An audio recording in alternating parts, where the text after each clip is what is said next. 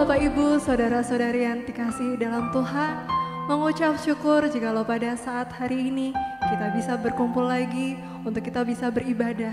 Sekalipun masih secara online, tapi kita mengucap syukur kita bisa ketemu lagi di hari Minggu, hari Sabat yang Tuhan khususkan untuk kita bisa memuji dan memuliakan nama Tuhan.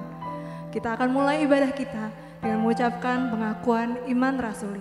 Kita katakan sama-sama, 1, 2. Aku percaya kepada Allah, Bapa yang Maha Kuasa, Khalik langit dan bumi, dan kepada Yesus Kristus anaknya yang tunggal Tuhan kita, yang dikandung daripada Roh Kudus, lahir dari anak darah Maria, yang menderita sengsara di bawah pemerintahan Pontius Pilatus, disalibkan, mati dan dikuburkan, turun ke dalam kerajaan maut. Pada hari yang ketiga, bangkit pula dari antara orang mati, naik ke surga, duduk di sebelah kanan Allah, Bapa yang Maha Kuasa, dan akan datang dari sana untuk menghakimi orang yang hidup dan yang mati. Aku percaya kepada Roh Kudus, gereja yang kudus dan am, persekutuan orang kudus, pengampunan dosa, kebangkitan orang mati, dan hidup yang kekal. Amin. Mari kita mulai ibadah kita dengan kita mengangkat pujian, Tuhanlah pengharapan kami.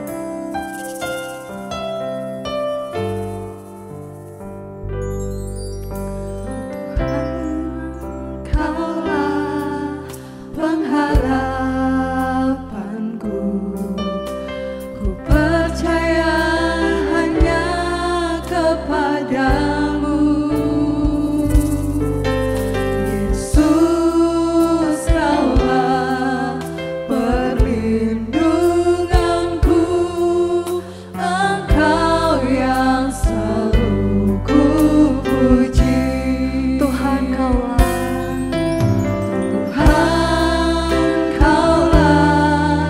pengharapanku.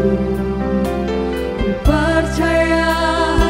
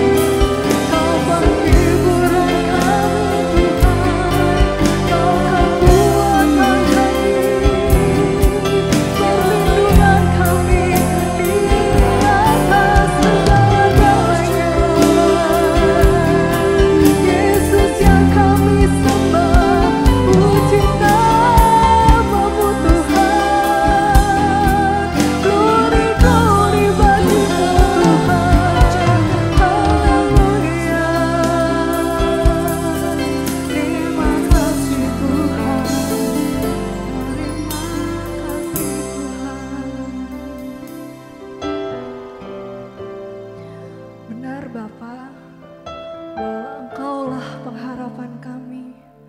Engkaulah perlindungan kami. Kami bukan siapa-siapa Tuhan, jikalau bukan Tuhan yang menjadi kekuatan kami. Jikalau bukan Tuhan yang menjadi Tuhan kami dan menjadi satu-satunya yang kami andalkan Tuhan. Terima kasih ya Bapa, terima kasih. Jikalau kami boleh ada sebagaimana kami ada saat ini, kami mengucap syukur. Tuhan yang begitu baik, Tuhan yang begitu mengasihi kami, Tuhan yang tidak pernah meninggalkan kami sampai detik ini Bapa. Bapa, jikalau kami mau beribadah kepadamu Tuhan, kami mau memuji dan memuliakan nama-Mu Tuhan. Kami mau meninggikan nama-Mu Tuhan. Berkati setiap kami, berkati setiap hati kami, sehingga kami boleh layak meninggikan dan memuliakan nama Tuhan. Memberkati setiap kami semua Tuhan, memberkati setiap jemaat-Mu yang ada di rumahnya masing-masing. Semua boleh merasakan jamahan Tuhan, melalui puji-pujian yang kami naikkan pada hari ini, melalui firman Tuhan yang kami dengar. Semuanya boleh menyenangkan hati Tuhan saja. Terima kasih Bapa, terima kasih. Kami ingin memuji Engkau lebih lagi Tuhan. Di dalam nama Tuhan Yesus, kami berdoa dan mengucap syukur. Haleluya. Amin.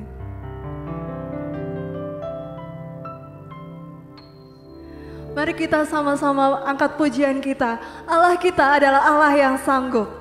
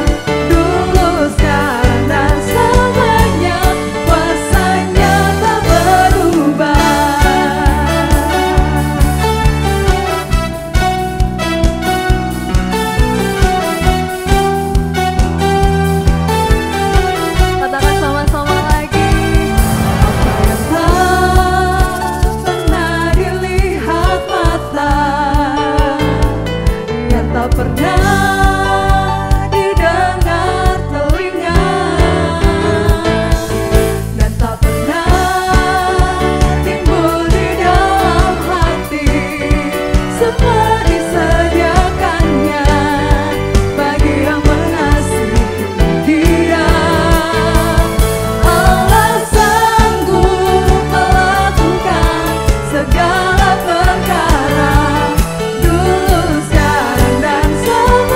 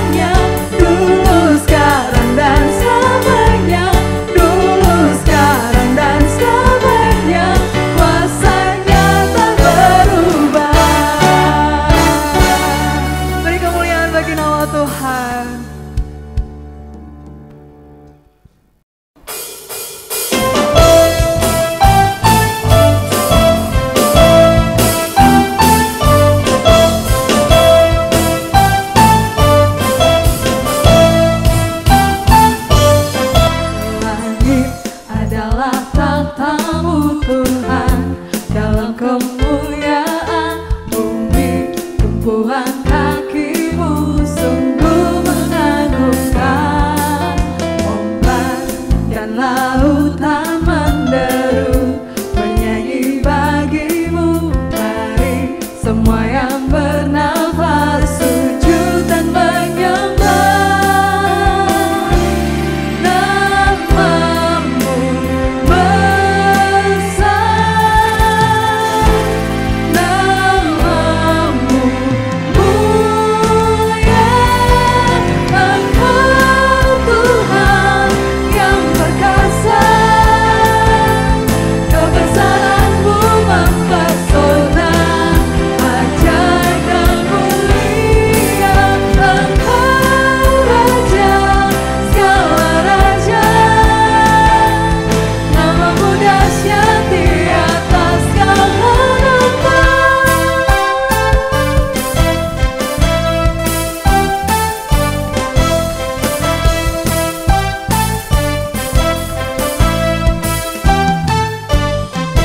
Langit adalah tahta-Mu Tuhan dalam kemuliaan bumi, tumpuan kaki-Mu sungguh mengagumkan. Ombak dan lautan menderu bernyanyi bagi-Mu. Mari semua yang bernafas sujud dan menyembah. Nama-Mu besar, nama-Mu mulia. Engkau Tuhan yang perkasa, kebesaran-Mu mempesona, ajaib dan mulia. Engkau Raja segala raja, nama-Mu dahsyat di atas segala nama. Engkau Tuhan yang perkasa, kebesaran-Mu mempesona, ajaib dan mulia. Engkau Raja segala raja, nama-Mu dahsyat di atas segala nama. Nama-Mu dahsyat di atas segala nama. Nama-Mu dahsyat di atas segala nama.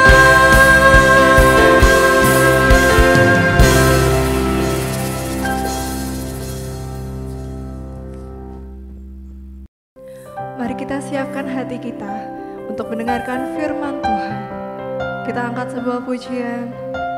Bersama-Mu Bapa, kami dapat melewati semua.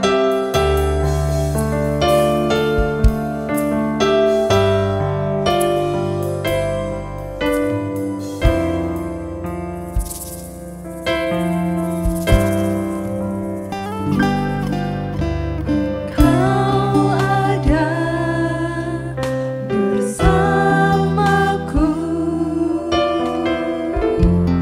di setiap musim hidupku.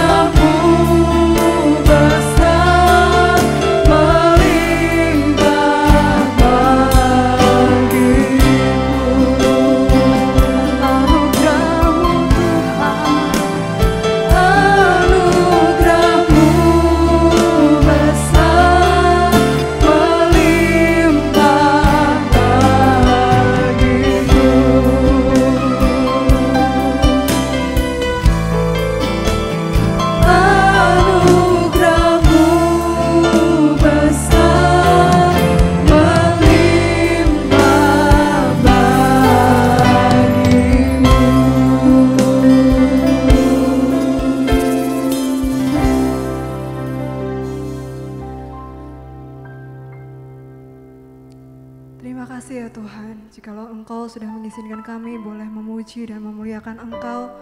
Sekarang tiba saatnya Tuhan, kami ingin mendengar firman-Mu ya Bapa. Persiapkan hati kami, buka hati kami Tuhan, sehingga kami bisa lebih peka terhadap setiap pesan-pesan Tuhan yang ingin Tuhan sampaikan kepada kami. Memberkati hamba-Mu yang akan menyampaikan firman-Mu Tuhan. Tuhan menyertai, Tuhan memberkati juga di dalam nama Tuhan Yesus. Terima kasih Bapa, terima kasih. Kami siap mendengar firman-Mu di dalam nama Tuhan Yesus. Haleluya. Amin.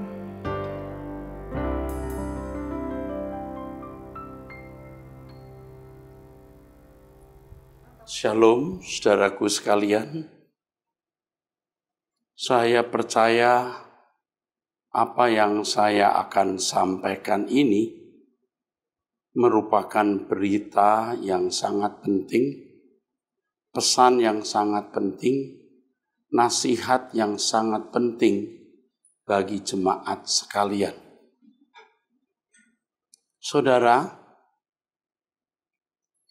pada akhirnya setiap kita harus benar-benar memiliki pengalaman yang khusus dengan Tuhan.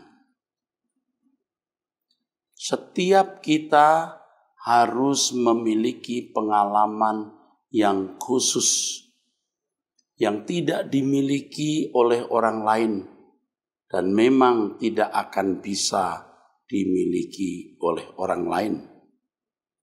Pengalaman dengan Tuhan yang benar-benar unik, sebab setiap kita ini memiliki karakter yang unik. Di jagat raya ini tidak ada dua orang yang sama. Setiap orang memiliki keberadaan yang unik, gen yang sangat khusus. Selain itu, setiap orang memiliki perjalanan hidup yang khusus pula, yang unik pula, tidak ada yang sama. Di jagat raya ini tidak ada dua orang yang memiliki pengalaman yang sama persis, tidak mungkin. Nah, di sini Tuhan mau berurusan dengan setiap kita secara pribadi. Nah, pertanyaannya saudara, seberapa saudara mengenal Allah dan mengalami Allah di dalam hidup saudara? Pada kenyataannya kita melihat sedikit sekali orang yang benar-benar memiliki pengalaman yang real, pengalaman yang nyata dengan Tuhan. Nah, ini disebabkan yang pertama, orang beranggapan bahwa pengetahuan tentang Allah sudah berarti mengalami Allah. Saudara, jangan berpikir kalau kita sudah memiliki pengetahuan tentang Allah berarti kita mengalami Allah. Seseorang bisa memiliki pengetahuan yang cukup mengenai kota Medan, bahkan mengerti seluk-beluknya dari apa yang dia pelajari melalui buku. Tetapi belum tentu dia benar-benar telah mengalami ada di kota Medan tersebut. Seseorang bisa belajar tentang suatu negara dan bisa mengenal seluk-beluk negara tersebut sampai menguasai pengetahuan perihal kota-kota dari negara tersebut. Tapi belum tentu dia pernah ada di negara tersebut.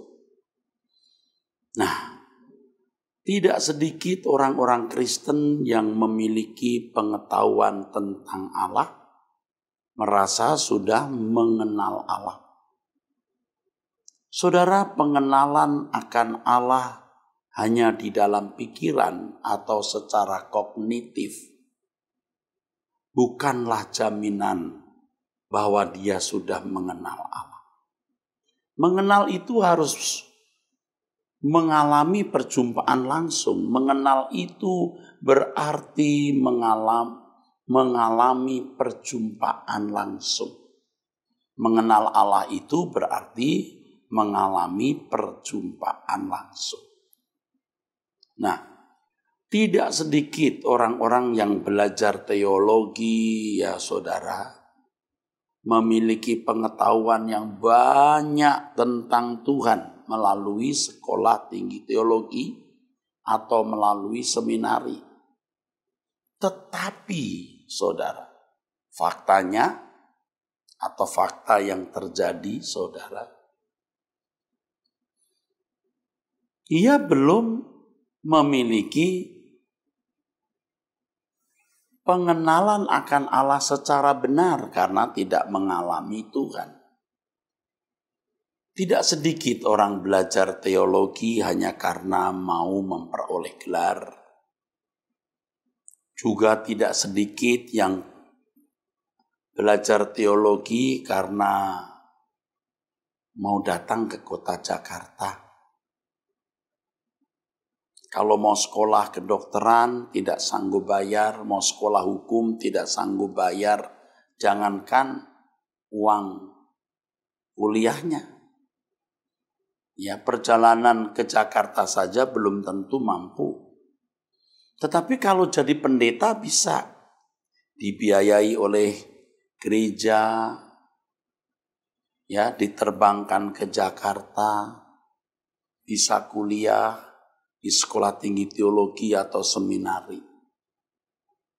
Nah, orang-orang seperti ini tidak sedikit yang belum sembuh dari cara berpikir yang dangkal, miskin, dan maaf, kampungan. Tidak sedikit karena saya ada di lingkungan itu. Sampai mereka sudah memiliki gelar magister, bahkan doktor pun kadang-kadang, ya, manner atau karakternya tidak sepadan dengan gelar yang disandangnya. Mereka memiliki pengetahuan tentang Allah banyak, cukup bisa membuat skripsi, tesis, atau disertasi, bahkan bisa membuat karya-karya ilmiah. Tetapi, saudara, mereka tidak mengalami Tuhan. Ini berarti belum mengenal dengan benar. Orang-orang seperti ini yang pada umumnya dipercayai untuk berdiri di mimbar-mimbar gereja dan berkhotbah. Nah, spirit apa, gairah apa yang bisa dibagikan kepada jemaat, saudaraku, jika orang hanya memiliki pengetahuan tentang Allah tapi tidak mengalami Allah? Di dalam pernyataan Paulus, saudara sekalian, ya, Filipi pasal 3, saudaraku sekalian, ayat 10 mengatakan yang kukendaki ialah mengenal Dia dan kuasa kebangkitannya. Artinya mengalami Tuhan yang bangkit, mengalami Tuhan yang hidup. Nah, kalau jemaat mendapatkan inspirasi yang ternyata tidak membangun spirit atau gairah, tetapi hanya diberi pengetahuan tentang Allah, tidak heran kalau jemaat merasa cukup puas dengan pengetahuan tentang Tuhan yang diserapnya. Itu pun ternyata juga sangat sedikit atau sangat minim. Ternyata sangat sedikit atau sangat minim. Sebab berapa banyak yang bisa diserap oleh jemaat kalau seminggu sekali, 2 kali mendengar khotbah yang hanya 45 sampai 1 jam, saudara. Belum tentu juga apa yang dikhotbahkan itu jelas. Sehingga jemaat tidak memiliki pengetahuan yang cukup atau pengetahuan yang memadai tentang Tuhan. yang dapat mengkondisi seseorang mengalami Tuhan. Inilah yang menjadi penyebab mengapa banyak orang tidak mengalami Tuhan. Karena yang berbicara, yang berkhotbah hanya memiliki pengetahuan tentang Tuhan, tetapi tidak mengalami Tuhan, saudara. Penyebab yang kedua, mengapa banyak jemaat tidak mengalami Tuhan? Karena mereka merasa bahwa ke gereja, yaitu melalui pengalaman liturgi yang dimiliki, mereka merasa itu pengalaman dengan Tuhan. Pada waktu berdoa di gereja, menaikkan pujian, ya mengikuti liturgi lah, ya. Ikut kebaktian, ya. Mereka merasa bahwa mereka sudah mengalami Tuhan. Itulah perjumpaannya dengan Tuhan, saudara. Jadi perjumpaan mereka itu hanya dalam liturgi.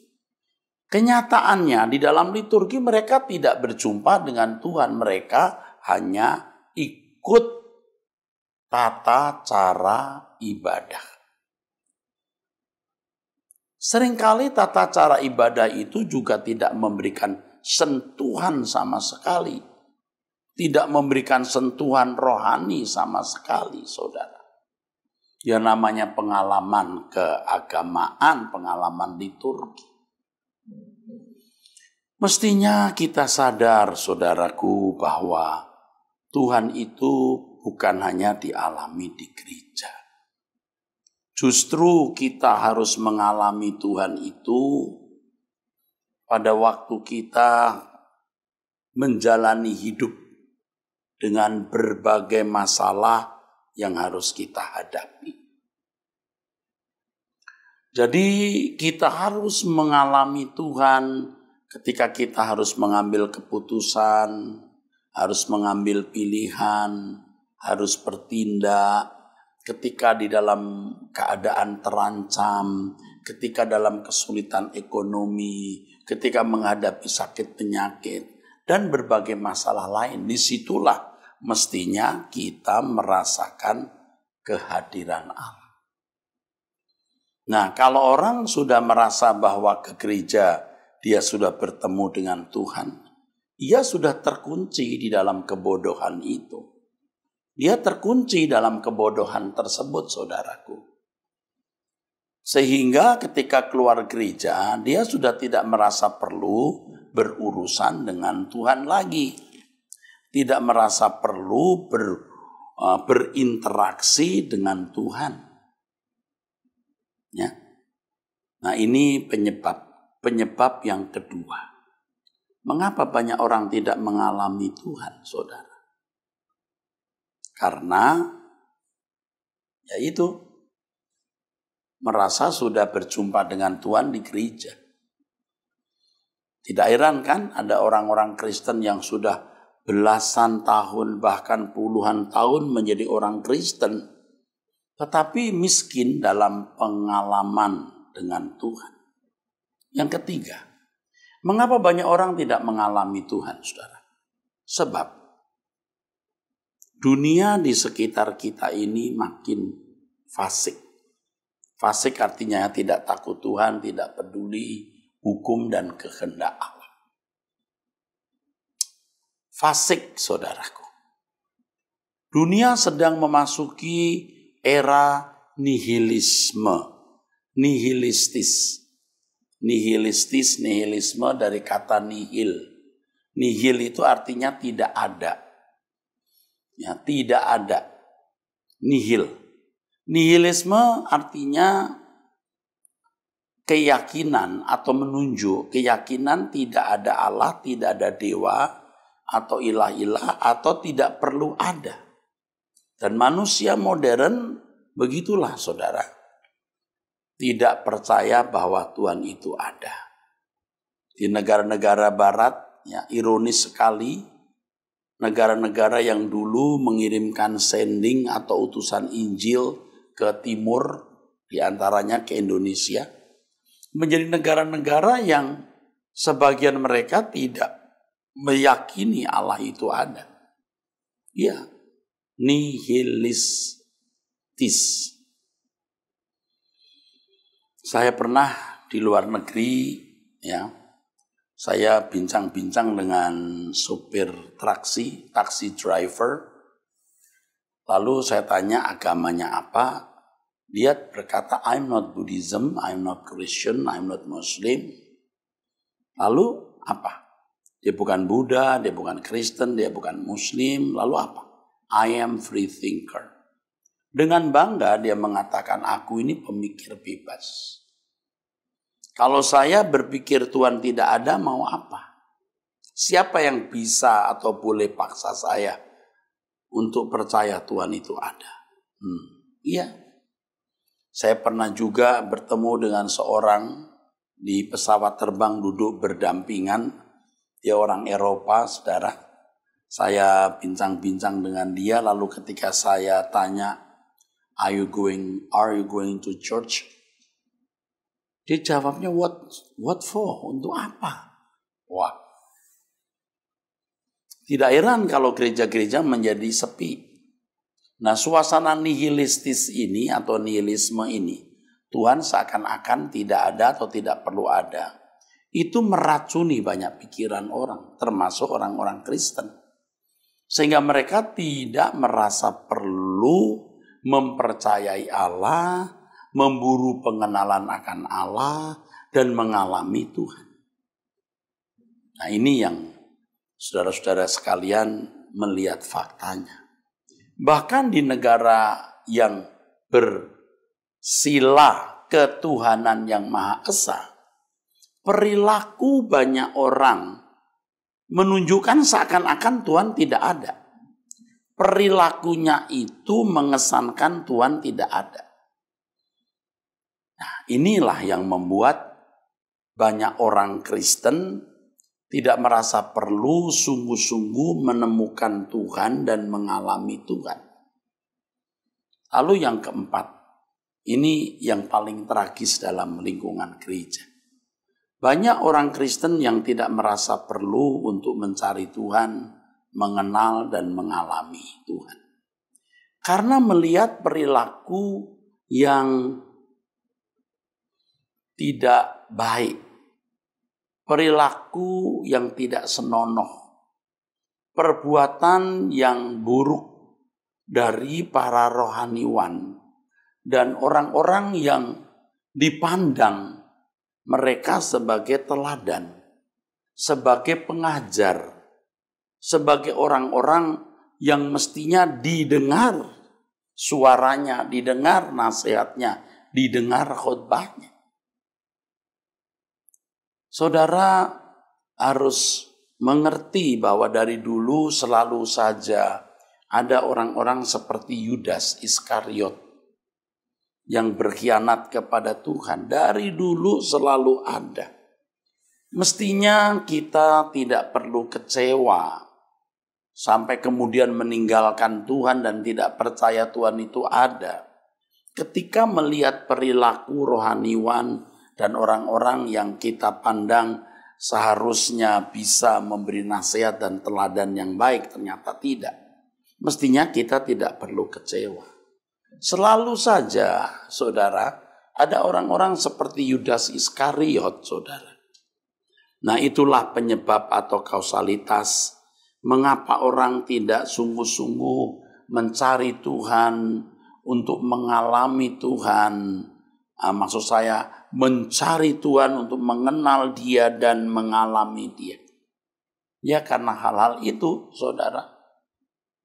Karena hal-hal ini, itu faktanya. Seperti yang telah saya kemukakan tadi, saudara. Ya, mereka merasa sudah bertemu dengan Tuhan di gereja. Kalau sudah punya pengetahuan tentang teologi, rasanya sudah mengenal Tuhan. Dunia di sekitar itu nihilistis dan kecewa melihat orang-orang Kristen yang mestinya jadi teladan tidak memiliki manner atau perilaku yang baik. Itu, saudara. Ya. Jadi jangan merasa sudah mengenal Tuhan hanya karena memiliki teologi atau pengetahuan tentang Allah. Jangan merasa saudara sudah mengalami Tuhan karena ke gereja. Ke gereja mesti harus, saudaraku ya. Kecuali ketika masa COVID-19 kita melalui online. Ya. Tapi jangan merasa kalau sudah kebaktian kita sudah bertemu dengan Tuhan. Justru bertemu Tuhan itu dalam pengalaman hidup setiap hari. Jangan terpengaruhi dunia yang sudah nihilistis itu. Dan yang keempat, jangan kecewa terhadap pendeta rohaniwan yang berperilaku tidak senonoh, yang membuat saudara merasa bahwa tidak perlu percaya kepada Tuhan. Saudara, Allah itu hidup. Ya. Allah itu hidup. Kalau kita membaca firman Tuhan, saudara, ya, kita dapat menemukan ayat-ayat firman Tuhan yang menjamin bahwa kalau kita mencari Tuhan, Tuhan akan berkenan ditemui. Ya. Tuhan berkata jelas di dalam firman-Nya, saudaraku, carilah aku maka kamu akan hidup. Carilah aku maka kamu akan menemukan aku. Amos pasal 5 ayat yang keempat. Ya, saudara. Firman Tuhan mengatakan apabila kamu mencari aku, kamu akan menemukan aku. Apabila kamu menanyakan aku dengan segenap hati. Yeremia 29 ayat 13. Yeremia 29 ayat 14. Aku akan memberi kamu menemukan aku. Demikianlah firman Tuhan, dan aku akan memulihkan keadaanmu dan akan mengumpulkan kamu dari antara segala bangsa dan seterusnya. Saudara, menemukan Tuhan itu indah sekali, saudara. Saya bisa mengatakan ini karena saya belajar dari sekolah kehidupan. Dulu waktu saya ada di sekolah tinggi teologi, saya merasa bahwa kalau sudah memiliki ilmu pengetahuan tentang teologi, saya sudah mengenal Allah. Lalu saya menjadi pendeta. Tapi saya melewati tahun-tahun yang kalau jujur saya mengakui saya belum mengalami Tuhan secara benar. Benar. Saya juga mendoakan orang sakit sembuh, mengusir setan. Tetapi saya belum mengalami Tuhan secara benar. Sebab pengalaman berjalan dengan Tuhan, pengalaman mengenal dan menemukan Allah itu harus berdampak di dalam karakter kita dan menjadi atau memberi berkat abadi atau berkat kekal. Saudara, tetapi melalui pertolongan Tuhan, oleh belas kasihan dan anugerah Tuhan, di usia saya yang makin tua ini, Tuhan mengajar kepada saya jalan-jalannya yang luar biasa.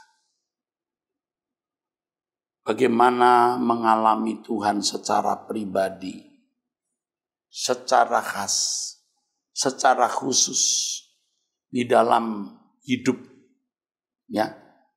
Dan kita menemukan Tuhan itu dan mengalami Tuhan justru ketika kita harus mengambil keputusan melalui pilihan-pilihan, melalui pergumulan hidup, ketika kita menghadapi ancaman, ketika kita menghadapi keadaan-keadaan sulit. Di situ kita mengalami Tuhan dan memiliki kesaksian di dalam batin bahwa Allah yang kita sembah itu hidup. Ya, ditambah lagi kalau kita hidup suci, saudara. Kita berusaha untuk hidup tidak bercacat, tidak bercela.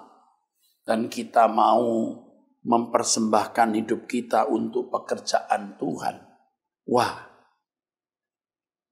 kita memiliki pengalaman dengan Tuhan. Oleh sebab itu, saudara harus belajar kebenaran firman Tuhan dari orang yang mengalami Tuhan. Ya, banyak pendeta berkhotbah, apalagi dengan media sosial yang terbuka. Melalui gadget saudara bisa mendengar khotbah banyak pendeta. Cari hamba Tuhan, cari pendeta yang memiliki pengalaman mengenal Allah, memiliki perjumpaan dengan Allah. Salah satu ciri hamba Tuhan yang memiliki perjumpaan dengan Allah adalah apa yang dikhotbahkan itu memiliki implikasi konkret dalam hidup. Menantang kita bagaimana kita menata hidup kita.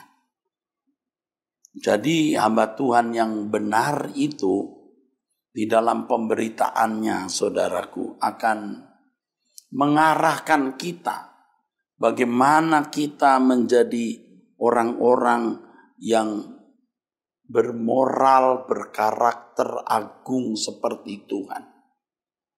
Pasti ada implikasinya. Jadi bukan hanya memberi pengetahuan tentang Allah di dalam pikiran, tapi menantang kita untuk berubah. Hamba Tuhan yang mengalami Tuhan, saudaraku, itu orang-orang yang pasti, saudaraku, mengarahkan kita untuk mengutamakan kerajaan surga. Mengingatkan dunia ini fana, kita akan pulang ke surga. Hamba Tuhan yang mengalami Tuhan, mengalami perjumpaan dengan Tuhan, pasti menantang kita untuk mempersembahkan hidup, melayani Tuhan. Melayani Tuhan bukan sekedar sambilan, tetapi isi dan agenda hidup kita satu-satu. Mengapa demikian? Karena begini, saudara. Orang yang benar-benar mengalami Tuhan itu, ya, mengalami Tuhan dengan benar maksudnya, itu akan memiliki tanda, ciri, saudara. Cirinya yang pertama itu hidup tidak bercacat, tidak bercela. Ya, manusia tidak ada yang sempurna, bisa memiliki kesalahan bahkan kejatuhan. Tetapi orang yang mencari Tuhan, orang yang memburu Tuhan, untuk menemukan Tuhan, itu orang-orang yang pasti hidupnya makin hari makin tidak bercacat, tidak bercela. Mestinya orang-orang yang memiliki Roh Kudus itu bisa meraba. Pasti bisa merasakan orang ini benar, orang ini berjalan dengan Tuhan. Jadi kalau saudara memang sungguh-sungguh hidup benar, saudara mengenali diri saudara sendiri kan? Kalau salah ya bertobat, minta ampun, melakukan komitmen ulang untuk tidak berbuat dosa lagi, kan begitu. Bagi saudara yang sungguh-sungguh hidup benar, saudara memiliki Roh Kudus menuntun saudara. Jadi kalau sampai ada orang menyerang saudara, nah, saudara sudah tahu roh apa yang ada pada orang itu. Kalau orang itu memiliki Roh Kudus, pasti dia tahu bahwa ada Roh Kudus di dalam diri kita. Nah, demikian pula kita melihat orang lain. Kita juga bisa merasakan bahwa ada Roh Kudus di dalam hidup orang tersebut. Walaupun dia tidak sempurna, ya dia masih bisa salah juga. Tetapi orang ini hidup di dalam pimpinan Roh Kudus. Nah, orang-orang dan kita tidak perlu menyerang, menghakimi, atau menyakiti dia. Orang yang mengalami Tuhan itu hidupnya pasti makin hari makin tidak bercacat, makin tidak bercela, saudara. Nah, itu hebat. Yang kedua, orang yang betul-betul mengalami Tuhan itu makin tidak tertarik dengan keindahan dunia ini. Tidak materialistis, tidak matre. Benar. Tidak matre. Makanya kalau orang masih materialistis, kalau hamba Tuhan masih materialistis, pastikan dia tidak mengalami Tuhan. Kalau mengalami Tuhan itu, ya, ia akan terbebas dari ikatan percintaan dunia. Sebab Allah yang dia kenal, Allah yang dia alami itu luar biasa. Allah yang luar biasa, saudaraku. Allah yang dahsyat. Oh, dahsyat. Tidak ada yang lebih dari Allah. Yang ketiga, orang yang benar-benar mengalami Tuhan itu, saudara, pasti tidak takut menghadapi apapun. Bukan hanya berkata aku tidak takut, tapi sebenarnya takut. Bukan hanya mengatakan aku percaya Tuhan beserta, tapi benar-benar mengalami sehingga tidak merasa takut menghadapi ancaman apapun. Tetapi kalau orang-orang yang berjalan dengan Tuhan ini berbuat salah atau berbuat dosa, wah, sakitnya luar biasa. Duka citanya dalam.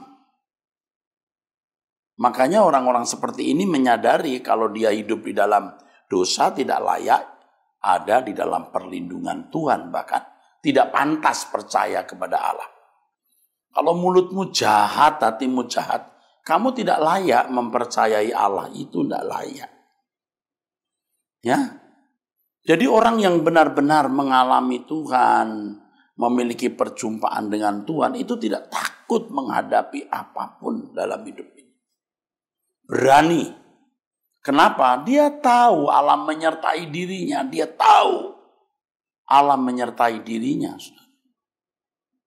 Nah, yang keempat, orang yang benar-benar mengalami Tuhan, mengenal Tuhan, itu orang-orang yang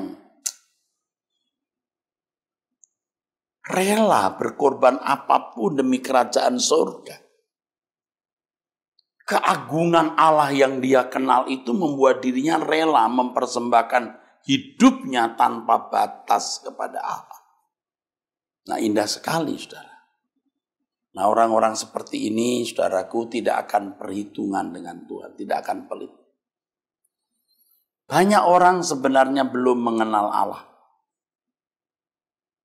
Nah, itu buktinya tadi, hidupnya tambah jorok, tetap hidupnya tidak kudus, saudaraku, kelihatannya baik, tapi tidak, saudaraku. Begitu. Orang yang tidak mengalami Tuhan itu, saudaraku, masih terikat dengan keindahan dunia. Terikat dengan percintaan dunia, saudara. Takut juga menghadapi bencana-bencana, hatinya kecut. Dan pasti tidak rela berkorban bagi kerajaan Allah, bagi pekerjaan Tuhan. Perhitungan, pelit.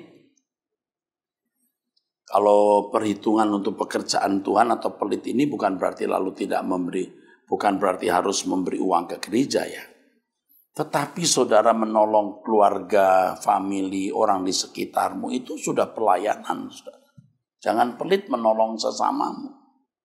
Dan yang terakhir, saudara, orang yang mengenal Tuhan itu pasti tidak takut mati. Dia tahu bahwa ia memiliki Tuhan yang beserta dirinya. Ya.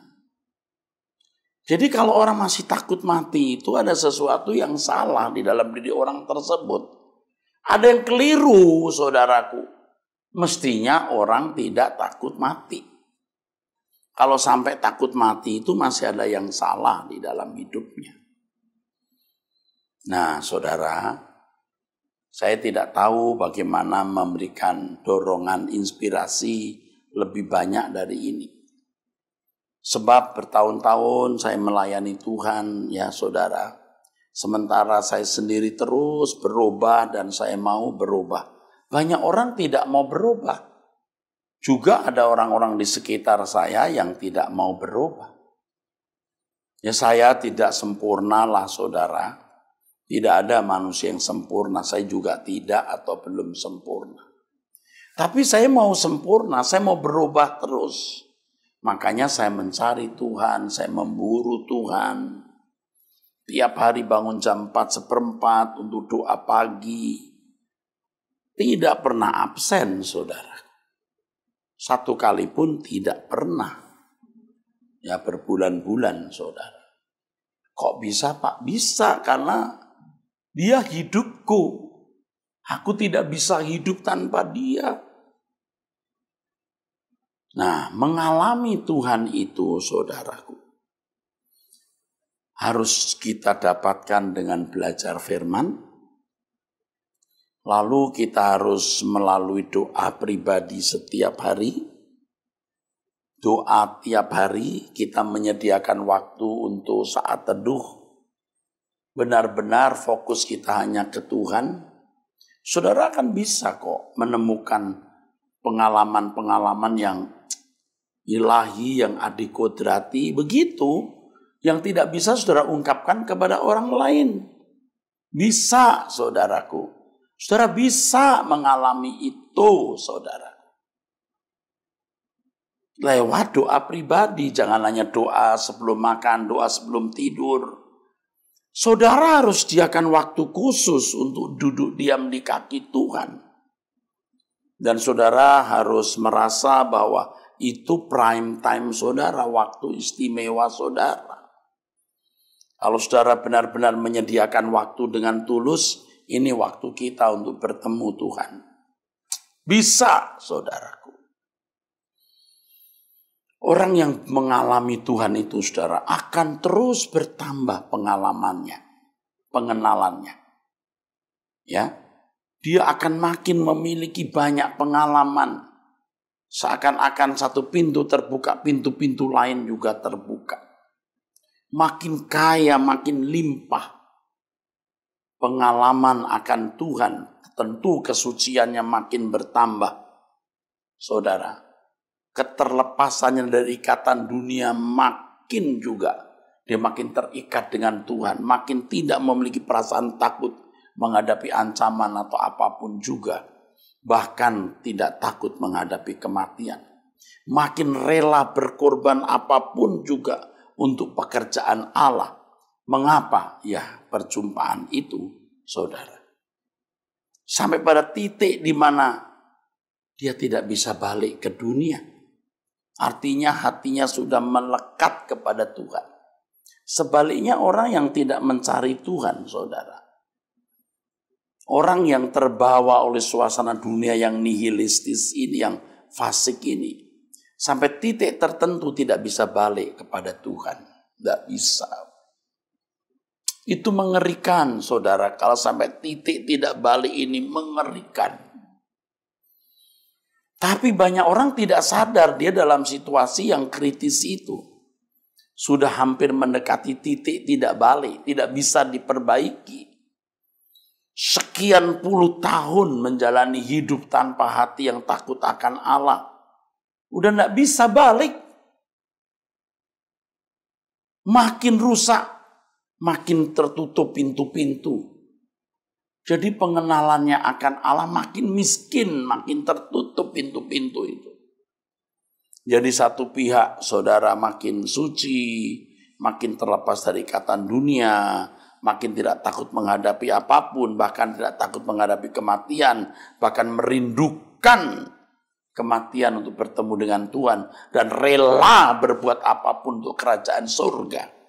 Sebaliknya ada orang yang makin kejam, makin egois, makin kecut hati menghadapi segala keadaan. Dan pasti orang-orang ini takut mati pada umumnya. Dan hidupnya tidak sesuai dengan standar kekudusan dan kesucian Allah. Nah, banyak orang dalam kondisi kritis. Sedang menuju titik tidak balik, point of no return namanya. Tapi tidak sadar. Nah, saudara mungkin di antara orang-orang itu, saudara merasa diri baik-baik, loh aku memberi persembahan juga kok di gereja, oh aku juga baik-baik. Saudara belum mengalami Tuhan. Nah, inilah mestinya yang menjadi motivasi pelayanan gereja. Motivasi pelayanan gereja adalah bagaimana membawa jemaat untuk mengenal Allah. Kalau Paulus, ya saudaraku sekalian, di dalam firman Tuhan, ya saudara, mengatakan bahwa kita ini adalah mempelai wanita. Kita sedang menyongsong kedatangan mempelai laki-laki. Makanya kita harus menjadi dalam tanda kutip menjadi seperti perawan suci. Artinya kehidupan yang tidak bercacat, tidak bercela, hati yang mengasihi Tuhan. Hati yang melekat dengan Tuhan. Mengasihi Tuhan melebihi mengasihi apapun dan siapapun. Tidak terikat dengan dunia ini. Merindukan bertemu dengan Tuhan Yesus. Dan sementara hidup di dunia mempertaruhkan seluruh hidupnya tanpa batas untuk pekerjaan Allah.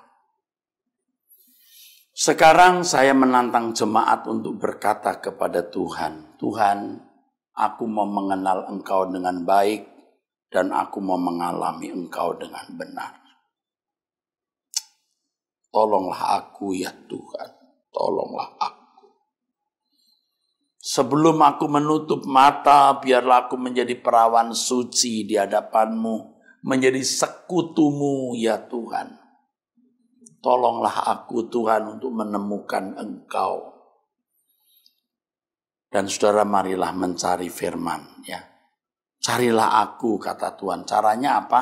Belajar firman dari hamba-hamba Tuhan yang mengalami Tuhan. Lalu seperti yang tadi saya katakan ya. Mendengar khutbah firman Tuhan dari hamba-hamba Tuhan yang sungguh-sungguh mengalami Tuhan. Lalu berdoa setiap hari. Menyediakan waktu untuk benar-benar bertemu dengan Tuhan di waktu-waktu khusus. Dan yang ketiga, perhatikan bagaimana gerak Tuhan melalui setiap peristiwa kehidupan yang terjadi di dalam hidup saudara, di dalam hidup saya. Saudaraku, Tuhan mau kita menemukan Dia. Tuhan Maha Murah tapi tidak murahan. Harus ada perjuangan yang sungguh-sungguh untuk menemukan Dia. Selagi masih ada kesempatan, saudaraku. Sebab kesempatan yang Tuhan berikan untuk menemukan Dia itu terbatas. Terbatas, saudaraku. Ada saatnya seperti 5 gadis bodoh mengetok pintu, Tuan, tetapi dari dalam tempat pesta itu, Tuan itu berkata, aku tidak kenal kamu. Dari mana kamu datang? Jadi selagi kita masih memiliki kesempatan, mari kita berubah. Kesempatan ini, saudaraku, anugerah yang tidak bisa kita beli. Kita tidak bisa bayar dengan uang. Ini anugerah, tetapi anugerah yang disia-siakan membahayakan sekali.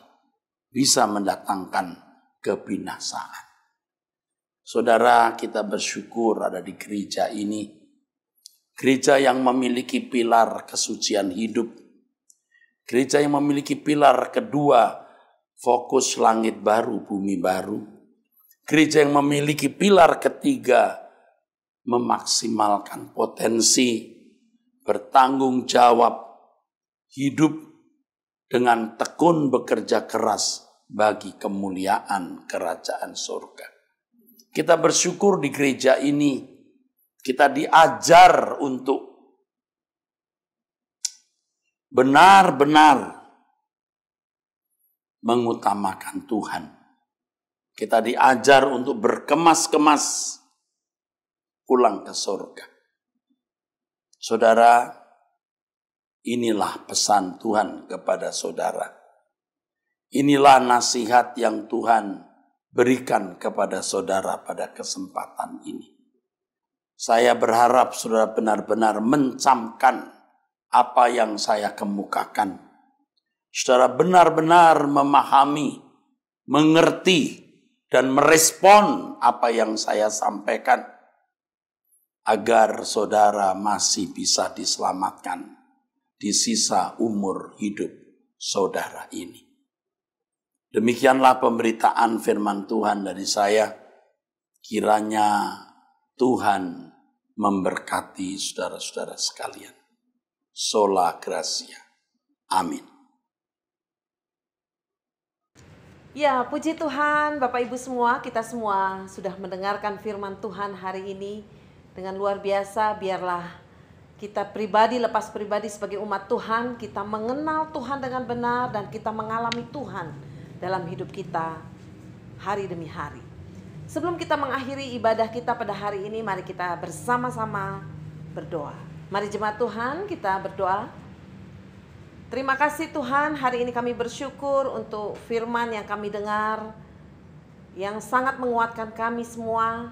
Dan biarlah kami lebih dalam lagi mengenal Tuhan dan kami mengalami pribadi Allah dalam hidup kami. Dan kami percaya setiap firman yang kami dengar dan kami mengerti itu terjadi dalam hidup kami. Terima kasih Tuhan, kami bersahati melepaskan berkat Allah untuk Bapak Pendeta Dr. Erastus yang sudah menjadi berkat bagi kami semua. Kiranya berkat-berkat Allah yang terbaik tercurah bagi hamba-Mu, kesehatan, kekuatan dari Allah mengalir sehingga hamba-Mu dapat menjalani hari-hari bersama dengan Tuhan dan memimpin GSK ini dengan baik dalam anugerah Tuhan. Terima kasih Tuhan. Hari ini kami bersyukur Tuhan untuk jemaat-Mu yang bersama-sama datang beribadah bersama dengan seluruh keluarga mereka. Kiranya Tuhan memberkati umat-Mu Tuhan dalam keseharian mereka, dalam kehidupan mereka. Biarlah Tuhan hadir menjadi penolong, menjadi kekuatan dalam hidup mereka. Di hari-hari yang semakin sulit ini Tuhan, biarlah umat-Mu tetap bersandar penuh hanya kepada Tuhan. Mengandalkan Tuhan satu-satunya dalam hidup mereka. Sebab Tuhan adalah kekuatan dan penolong mereka. Terima kasih Tuhan, kami juga berdoa untuk umat-Mu yang sedang mengalami sakit hari-hari ini. Tuhan tolong, Tuhan berkati dan kami berdoa, kami melepaskan kuasa kesembuhan Allah. Biarlah bilur-bilur Yesus Kristus yang sudah menyembuhkan mereka dengan sempurna. Bagi umat-Mu yang berulang tahun di hari-hari ini Tuhan memberkati. Biarlah dengan bertambahan usia ini semakin melekat kepada Tuhan. Semakin sungguh-sungguh dengan Tuhan. Dan hidup mereka hidup yang berarti. Hidup yang memuliakan dan menyenangkan hati Tuhan. Kami berdoa untuk umat-Mu yang sedang bergumul Tuhan dalam pergumulan apapun itu. Baik itu kesehatan, baik itu keuangan, baik itu masalah sosial, baik itu keluarga. Kiranya Tuhan menolong mereka. Memberikan jalan keluar buat mereka tetap teguh, kuat, beriman sungguh-sungguh kepada Tuhan. Percaya pertolongan hanya datangnya dari Tuhan. Terima kasih Tuhan, terima kasih Bapa. Kami juga bersahati berdoa melepaskan berkat Allah untuk kota kami di mana kami tinggal. Diberkati kota kami, diberkati bangsa dan negara kami Tuhan. Para pemimpin bangsa kami Tuhan berkati mereka semua. Bapak Presiden, Bapak Wakil Presiden, para menteri, TNI Polri, anggota DPR, MPR dan semua jajarannya Tuhan. Dari tingkat pusat, dari tingkat provinsi dan sampai tingkat yang terendah para RT RW Tuhan memberkati mereka semua. Biarlah kami semua menjadi warga negara Indonesia yang mengasihi bangsa kami, memberkati bangsa kami, mendoakan bangsa kami dan mendoakan pemimpin-pemimpin bangsa kami. Dan biarlah roh takut akan Tuhan menguasai hati mereka.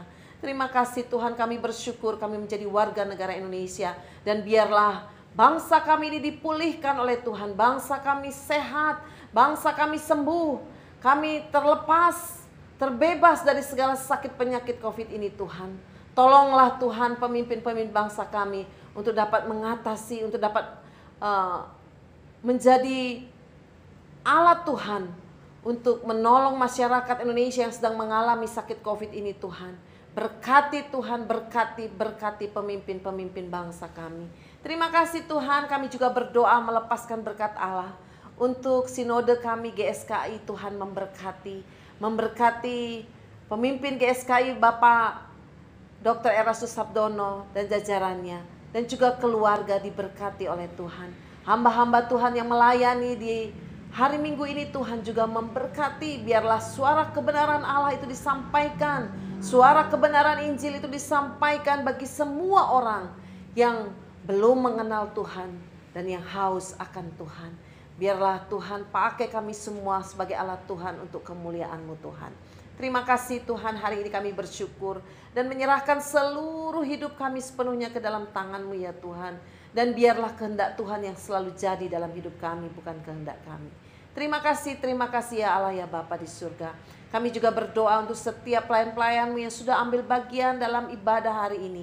Kiranya Tuhan memberkati mereka, kesehatan mereka, keluarga mereka, pekerjaan usaha mereka diberkati oleh Tuhan.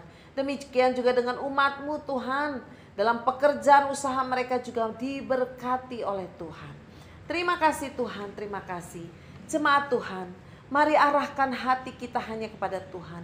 Arahkan pandangan kita hanya kepada Tuhan. Alami Tuhan di dalam hidup kita hari demi hari.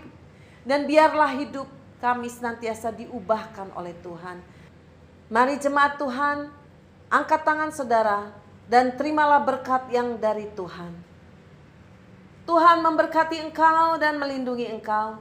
Tuhan menyinari engkau dengan wajahnya dan memberi engkau kasih karunia. Tuhan menghadapkan wajahnya kepadamu dan memberi engkau damai sejahtera. Terimalah berkat yang terbaik ini dari Tuhan. Di dalam nama Tuhan Yesus Kristus. Haleluya. Amin.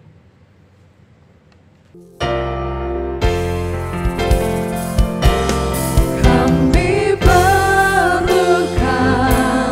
keajaiban-Mu, kami butuhkan sentuhan tangan-Mu, kami tak dapat jalan sendiri, kami perlukan Tuhan, kami perlukan keajaiban-Mu, kami butuhkan sentuhan tangan-Mu, kami tak dapat jalan sendiri, kami perlukan Tuhan, kami perlukan Tuhan,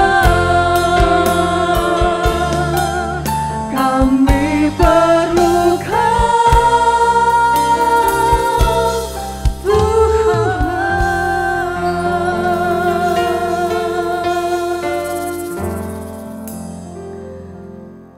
Ibadah sudah selesai, Bapak Ibu jemaat Tuhan dipersilakan memberikan persembahan.